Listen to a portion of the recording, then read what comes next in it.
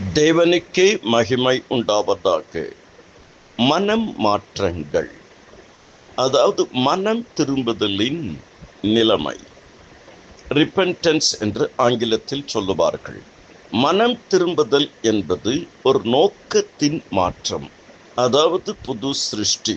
2 கொரிந்தியர் 5:17, லூக்கா 15:18, 1 தெசலோனிக்கர் 1:9, லூக்கா 19வது அதிகாரம் 7 முதல் 10. ரட்சிப்பு என்பது நம்முடைய ஆவிக்குரிய நிலையின் மாற்றம். எபேசியர் 2வது அதிகாரம் 6 முதல் 8 வரை, அப்போஸ்தலர் 16வது அதிகாரம் 31 முதல் 34 வரை.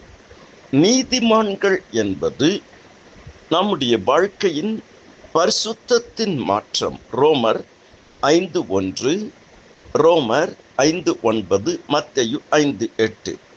தத்தெடுப்பு என்பது குடும்பத்தின் மாற்றம். எபேசியர் 1:5.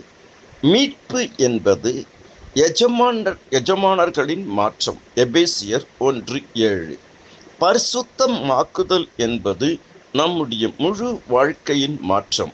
1 தெசலோனிக்கர் 5:23-24. பிரதிஷ்டை என்பது நம்முடைய மன விருப்பத்தின் மாற்றம். தேவ விருப்பம் நிறைவேற்றுவதற்காக ரோமர் 12:1-2.